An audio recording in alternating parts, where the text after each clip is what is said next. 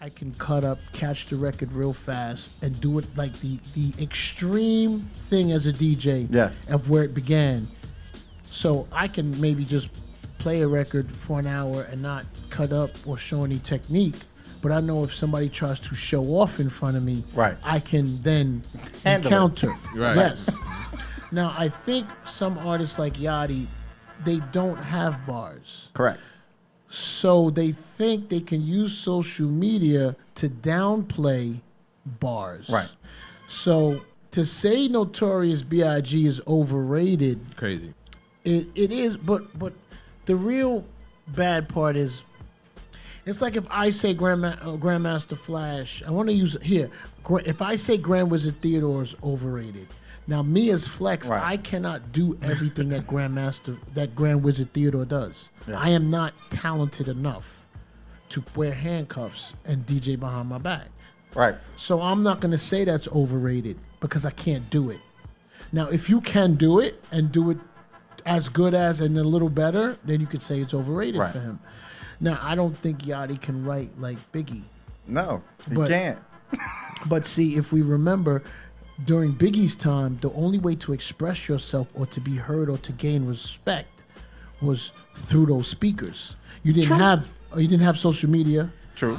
Or a radio interview. True. Or BET if you went up to see Tigger, or you went to MTV to see somebody at Lover and Dre. Right. So these younger generation, which is great, they have an outlet to set up the bullshit. Yeah. Like, oh, blasey, blasey, blasey, blasey, blah, blah, blah, this, that. Right. So that when the album come, you go, well, and then now, think about it. Before his album came, he was already saying that Biggie's not this and not that. But right, people have those type of opinions. It's just that in social media now it gets heard. So I do like Yachty. I do like what he stands for. I do like how he handles himself in social media. And I like what he does. That part of it I do like. Well, some of the other processes that young people take, you know, for avenues to progress or to show their talents, or, you know, there are very few that I know.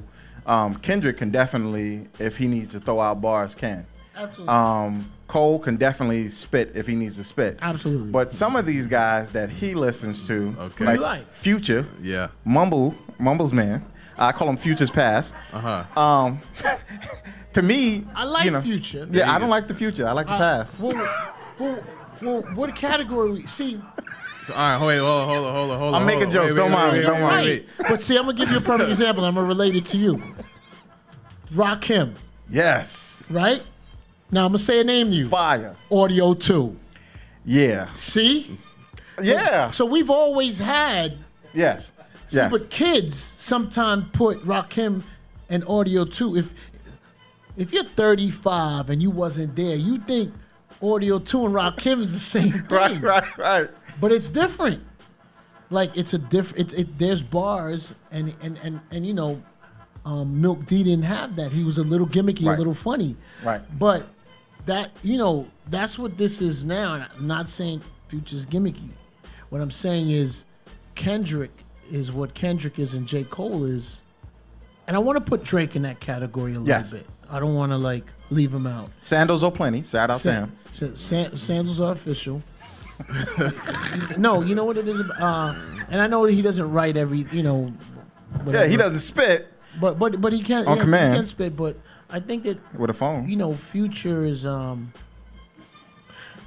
like anything that makes people dance. Right. Yes. But if you tell me if you're asking me what it consists of, I'm gonna always be honest. Now, for some reason, Future I think has bars. I think he doesn't use them. Oh my goodness. No. I don't think he uses them. I have not heard anything where he expresses the bars, but there are people who've told me that he comes from bars. You're right. Writing. He goes to the bar and get a cocktail. He goes to the bar and get a... See, look, this is why we go back and forth. Calamari.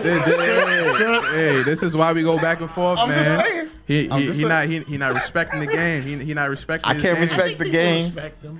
You can respect him in the sense that the man is definitely making money in his craft. Where do you put him with Kendrick and Cole? You can't do it. I don't see me. I put them in different categories. So like the Futures, the Young Thugs, all those dudes are in one. Which category means more? Oh, The one day where you can really rap. If you want to put it that way, the bars, of course, they're gonna mean And the more. only reason I feel it means this really means more is I feel like Kendrick can do what Future does, but can Future do what Kendrick does? True. That's where I think it. Now, I'm not saying he can't, Right. but you know, I don't know. You know, We can only but, find. I mean, find I out. think they're great artists. I think it's a great artist. I don't know if. I know I use the word mumble rap a lot, but I don't know if it's they're not mumbling. The kids understand exactly what's being said. He don't understand nothing. I don't know what's I going think on. the kids. I think the word mumble rap is starting to stick because people know that those rappers don't like to be called that. Right. But I don't think that they're mumbling. I think that they're, you know, I use the term. Right. I use it sometimes. I'm not referring to anyone specific, but So this is part of the segment where I want to play something. If we can have the DJ pump it up real quick. I want to pump up one of Flex's joints from back in the day. And I want you to tell me right then and there when you actually listened to that song, what was going through your mind? Like, what made you pick that person? Because I know you work with a lot of artists. You work with Eminem. You worked with so many. I can't even. You worked with That was a long time Redman. ago. You worked with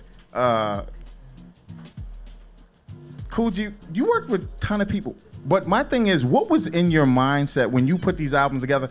Where did you? It's more or less like a chessboard where you were putting the pieces together. What were you going for? Artists who were hot at that time, or were you going for content, lyricism? I always wanted I always feel car. I always base the albums and DJing and whatever I'm doing on. I'm always thinking of people in the car. Right. Okay. That's how I'm always envision. Or in certain records, I envision the nightclub, but most of the time I envision the car. Because that's how I used to. When I was a kid, I used to listen to Red Alert and Chuck Chill Out and Marley Marl and Wendy Williams and Jeff Fox and what was the morning show? Ken Webb, the Wake Up Club. Yes. Wake Up Show. Wake Up Yes. Club, Wake Up Show. And Mama Montego. That's some real For old man shit, bro. For those who don't remember who Mama Montego is, she used to talk like this. Hello, darling. Yeah. And then Kiss FM used to give the colors of the day. Yes. Today, everybody wears burgundy and gray. That's right. They come to school, everybody get on the burgundy and gray. Like, I listen to the radio. Yes. See what that meant some British walkers, some overlaps. That also meant a mock neck and a Kango. I just gave you a hip hop starter kit Yeah. for you. That was or the white Pumas, leather Pumas with the fat laces. Yes. Or the Adidas with the fat laces, preferably white Shell on tops. white, yet shell I toe. got 3 pairs of those. No, the original shows up. Or you remember when the suede Pumas came out? That was a big deal. The gray with the blue stripe. Yes. The leather bomber, the peacoat, okay, the shearling, and the sheepskin. That is how it was popping off. So right now we're gonna pump up that joint with Eminem that you had. Oh, okay. And Tell the truth about how this record came about. please, I just wanted to know, like that joint. It was a couple pieces to it. I don't remember who did the beat. I don't remember the credits of who did the track. But Dr. Dre, well, I knew Dre from when he hot, cold, whenever he was going through whatever he's going through. And Dre came to see me once.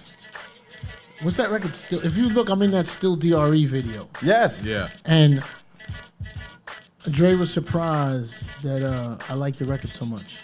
The Still DRE. Okay. So he came up to bring me the record. I played the record that night, and it was originally all of those vocals he has was just like a drop for my mixtape. It was just a drop, an acapella drop. I got the beat, and the producer took what he did and made a hook out of it. Then we sent it to Eminem.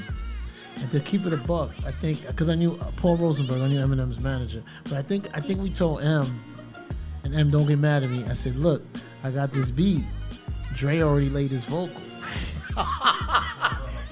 And M being who he is a competitive dude. He dropped his vocal too. He dropped his vocal. That was a big record for me. I love Tunnel, I think.